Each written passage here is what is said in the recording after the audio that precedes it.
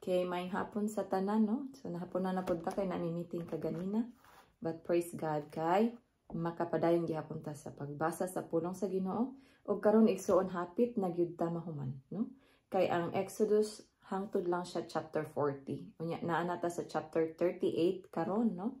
So tulo na lang ka chapter. So hopefully atong mahuman karong adlaw, no, ang pagbasa niini. So before ta magsugod, magampo sa ta. Hallelujah. Dalaygon og mahimayaon namo nga Dios. Salamat kaayo Lord nining kahigayunan.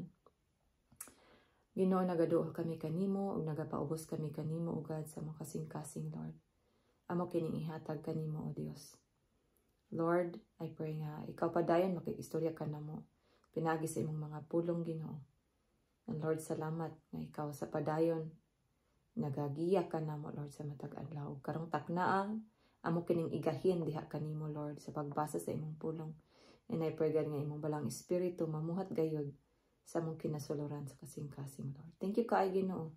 Ikaw among ginaimbitahan ug Lord I pray nga imong tagaan og kaalam nga langit nun Lord nga makasabot mi sa imong pulong o God. I pray for your anointing God nga maga-overflow Lord. Even katong maminaw Ginoo through sa recorded video God. I pray nga sila usab Ginoo makadawat Ginoo sa portion nga imong giandam para kanila. Salamat Lord, dalaygon ikaw. In Jesus name I pray. Amen. Okay, so amen. So atong sugdan igsuon no sa Exodus chapter 38. Mao kini ang paghimo sa halaran. Okay. Unya naghimo si Bezalel og halaran nga kahoyng akasya aron sunugan sa mga halad. Kwadrado kini nga may 2.2 ka metros ang gitas-on, ingon man ang gilapdon og 1.3 ka metros ang gihabugon. Okay, so verse 2, gihimuan niya kinig upat ka sungay-sungay diha sa upat ka eskina niini og unay kini sa halaran. Og gihapinan niya kinig bronze. Okay, so verse 3, gihimo usab niya ang tanang kahimanan sa halaran, mga lungagan, mga kandos, mga panaksan, mga sabunganan, ug mga sanga sa kalayo. Sangga sa kalayo. Ang tanang kahimanan pulos bronze. Okay, verse 4, nagbuhat usab siyag rihas nga bronze nga tungtunganan sa halaran o gibutang ubos sa sanipa o gipaabot sa tunga-tunga sa gihabugon sa halaran. Unya, naghimo usab siyag upat ka argolya nga balhuganan sa yayungan o gipakabit kini sa upat ka eskina sa bronze nga rihas. Verse 6, naghimo usab siyag yayungan nga kahoyng akasya nga gihapinag bronze. Verse 7, o gibalhog sa mga argolya nga diha sa isig kakilid sa halaran. Gihimo niya ang halaran ginamit ang kahoyng akasya ug kini may hawang sa sulod. Okay, verse 8. Unya naghimo siyag hunawanan og tungtunganan niini gikan sa mga bronseng samin sa mga babay nga nag-alaga didto sa ganghaan sa tulda sa tagbuanan. Okay, so verse 9. Naghimo usab siyag hawanan, no? Ang mga tabil niini nga gibutang dapit sa habagatan, gihimo gikan sa pino nga lino nga may 44 ka metros ang gitas-on.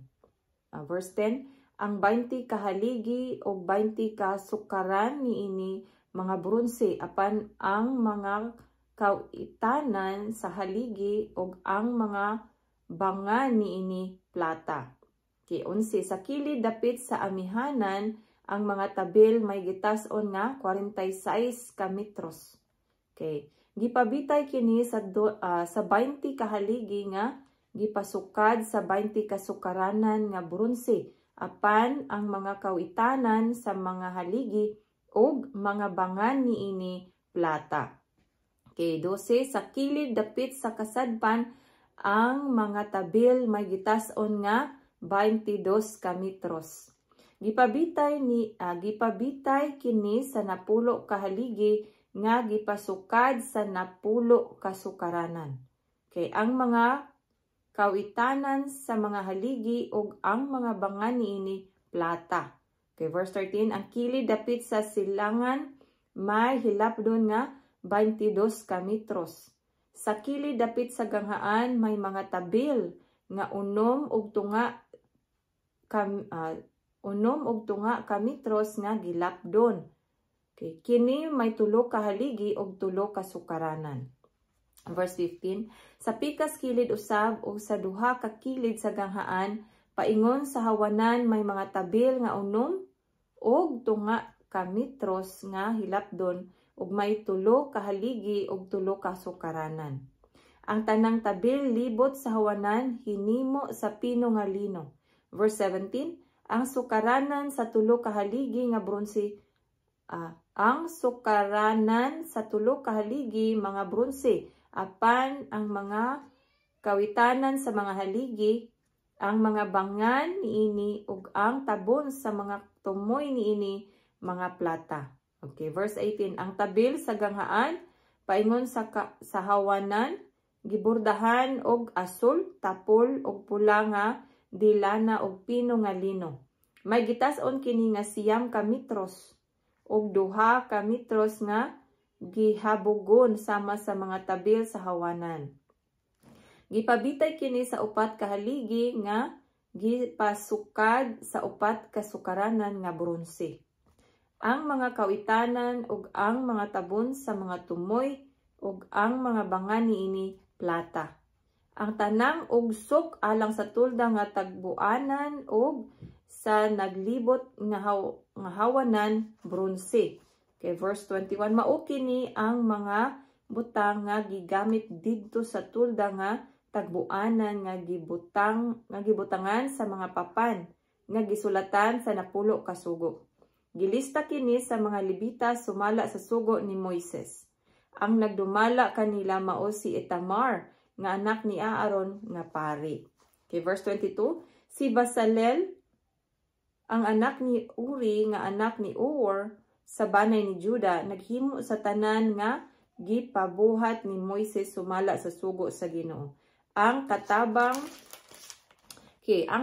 niya mao si Oholiab ang anak ni Ahisamak sa banay ni Dan.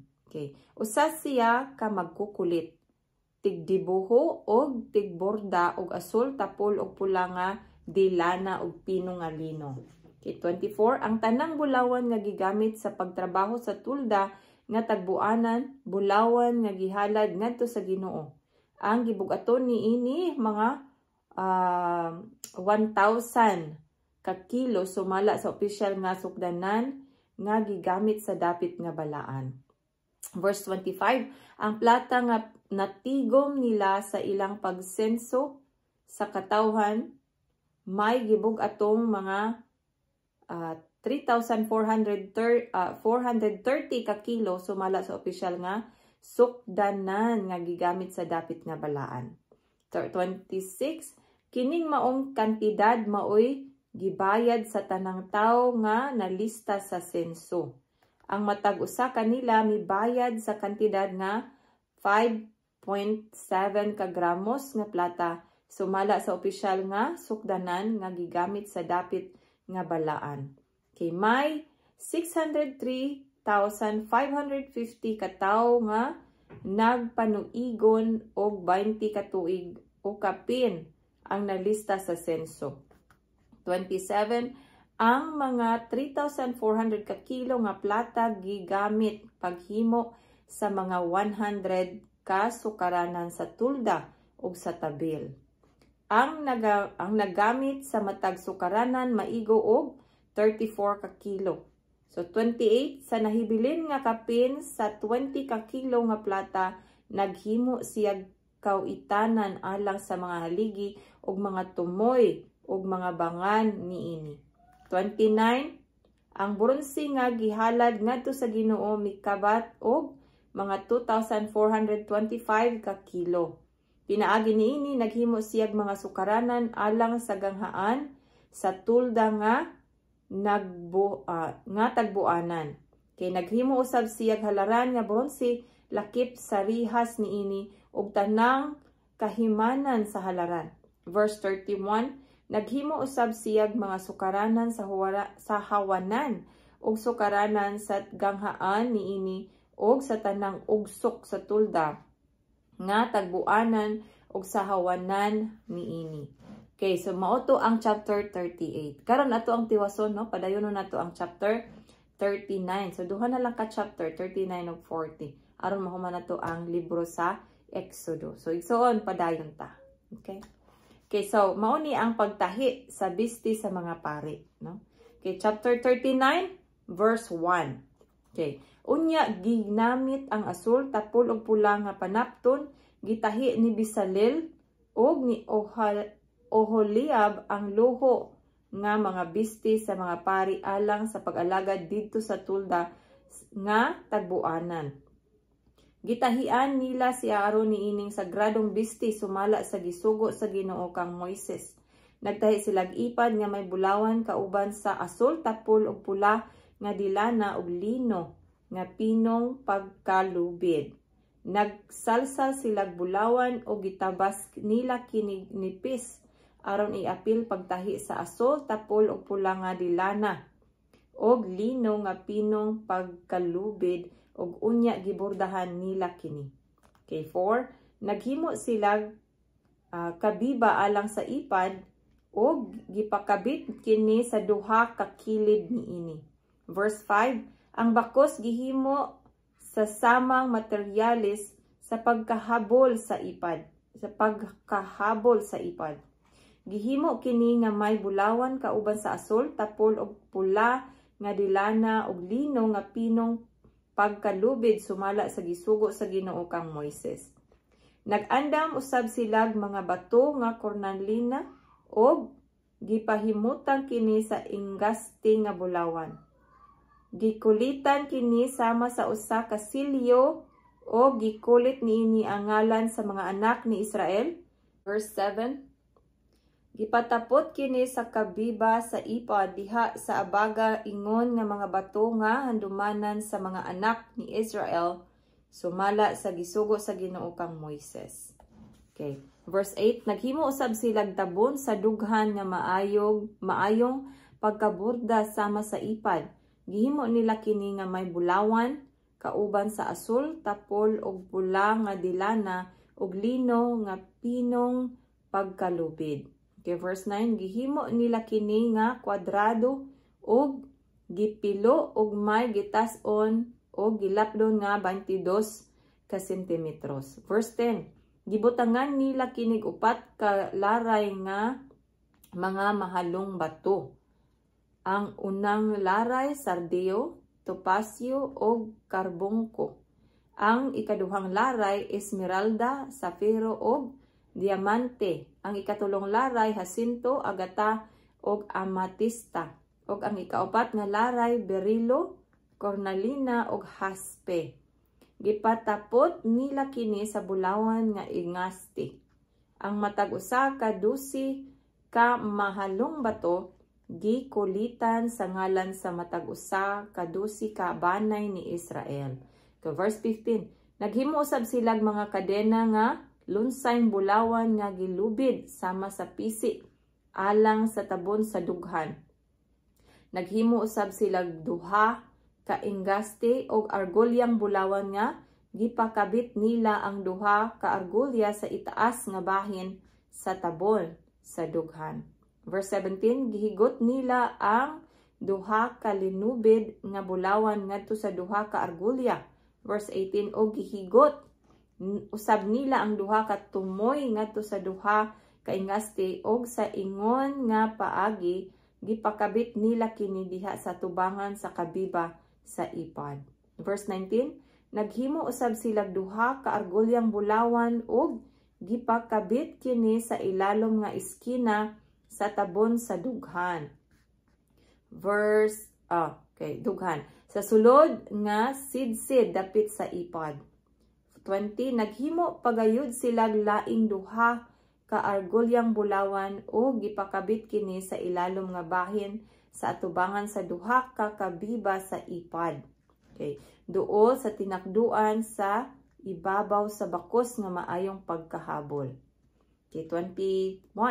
Gihigot nila ang mga argulya sa tabon sa dughan ngadto sa mga argulya sa ipad pinaagi sa usa ka asol nga pisi. Busa ang tabon sa dughan nahimutang ibabaw sa bakos ug dili kini matangtang. Gihimo kining tanan sumala sa gisugo sa Ginoo kang Moises. Okay, verse 22. Unya gitahi niya ang sutana nga sapawan sa ipad. Kay gihabol kini sa asol nga dilana. 23. Ang ngilit sa lungag alang sa tulo or alang sa ulo giribitihan aron dili kini magisi. Kay sa sidsid niini dapit sa ubos gibitayan nilag mga daw prutas nga granada nga asul, tapol og pula nga dilana og pinong lino. Gibutangan usab nilag mga kampanilya nga lonsay bulawan ang tunga-tunga sa mga daw prutas nga granada nga naglibot sa sidsid. Kay gilarayan nilag mga kampanilya ug mga daw prutas nga granada ang libot sa sidsid sa sutana nga gamiton sa pag-alagad sa pari sumala sa gisugo sa Ginoo kang Moises. Unya naghimo silag mga kamisadentro gikan sa pinong lino alang kang Aaron og sa iyang mga anak. Naghimo usab silag purong nga pinong lino, mga kalo, mga karsonelyo, sonsilyo nga pino nga lino ang mga bakos nga pinong lino ug ang asol. Okay, tapol og pula nga dilana gibordahan sumala sa gisugo sa Ginoo kang Moises. Verse 13, naghimo usab silag dayan-dayan sa sagradong korona nga lunsay bulawan o gikulitan kini niining musunod. Gihalad ngadto sa Ginoo. Gihigot nila kini sa tumoy sa purong pinaagi sa asol nga pisi sumala sa gisugo sa Ginoo kang Moises. Okay. So padayon ta sa verse 32. Sa katapusan nahuman gayud paghimo ang tulda. Gihimo sa mga Israelita ang tanang gisugo sa Ginoo kang Moises. Unya gidala nila kang Moises ang tuldang tagbuanan ug ang tanang kahimanan niini. Ang kawitanan, ang mga tabla niini, ang mga balabag, ang mga haligi ug mga sukaranan niini. Ang atop nga gihimo gikan sa panit sa laking karniro ug panit sa kanding, ang tabel. Ang sudlanan sa kasabutan nga gisudlan sa papan nga gisulatan sa napulo kasugo, ang mga yayungan ug ang tabon sa sudlanan. Gidala usab nila ang lamesa ug ang tanang kahimanan niini, ang pan nga gihalad ngadto sa Dios, ang kandilero nga lunsay bulawan ug ang mga lamparahan niini nga gilaray lakip, ang mga kahimanan niini. Ang lana alang sa mga lamparahan, ang halaran nga bulawan, ang lana nga igdidihog, ang humot nga insenso, ang tabil alang sa ganghaan sa tulda, ang halaran nga bronze lakip sa rihas nga bronze, ang mga yayungan ug ang tanan nga kahimanan niini. Ang hunawanan ug ang tungtunganan niini, gidala pagayod nila ang mga tabil sa hawanan. Ang mga haligi, ang mga sukaranan, ang tabil alang sa ganghaan sa hawanan, ang mga higot niini, ang mga ugsok sa tulda ug ang tanang kahimanan alang sa pag-alagad diha sa tulda nga tagbuanan. Verse 41, ang luho nga mga bisti nga isulob sa mga pari inig alagad nila diha sa balaan nga dapit. Ang sagradong bisti alang kang Aaron og sa iyang mga anak inig alagad nila ingon nga mga pari. Gihimo sa mga Israelita ang tanang buluhaton sumala sa gisugo sa Ginoo kang Moises. Gisusi ni Moises ang tanan nga ilang nahimo og nakita niya nga kini gihimo nila sumala sa gisugo sa Ginoo. Busa gipanalanginan kini ni Moises. Amen. So mao to ang chapter 39. So ato nang tiwason, no? So ang chapter 40 ang pinaka-last nga chapter sa Exodo.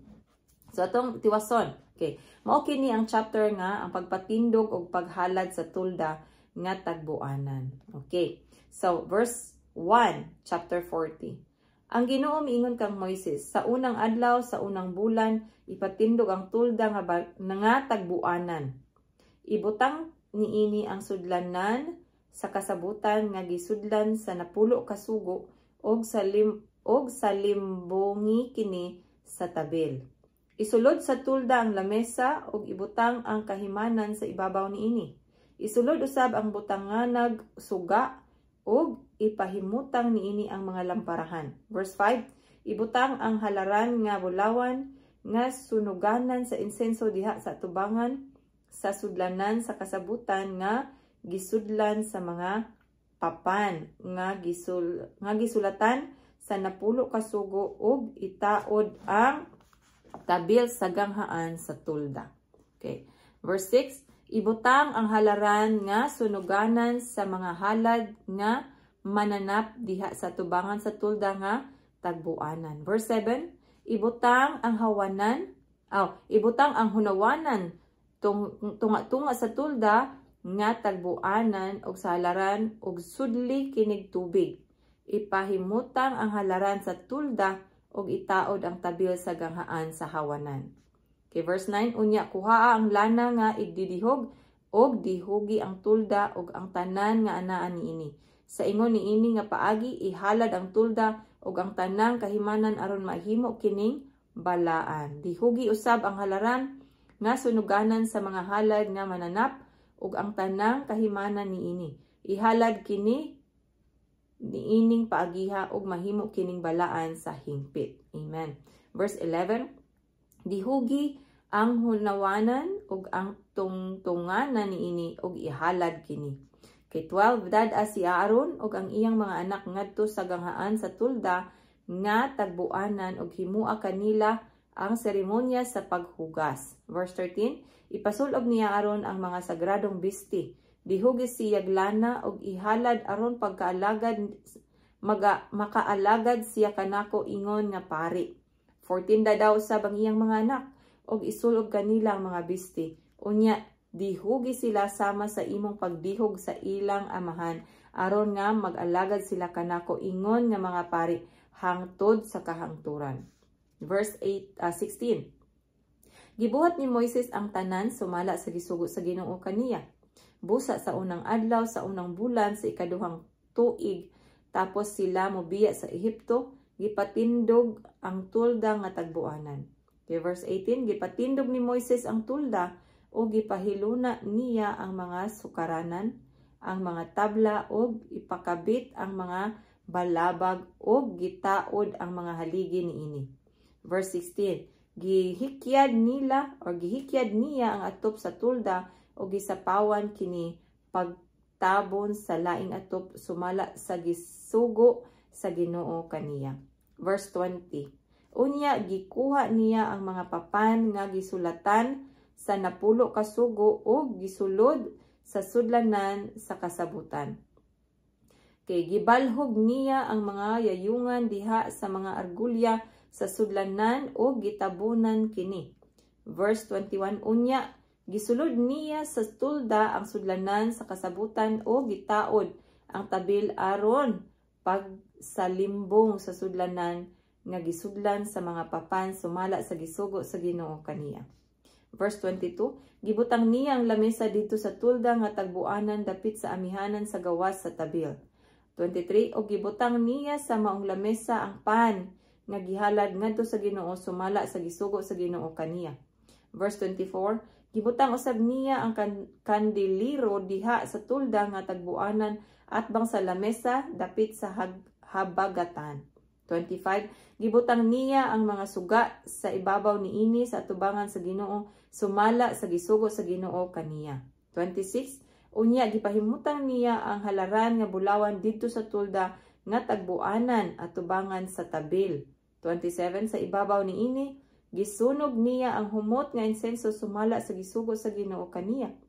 Verse 28, gitaod niya ang tabil didto sa pultahan sa tulda. 29, o gibutang niya ang halaran nga sunuganan sa mga halad nga mananap didto sa pultahan sa tulda.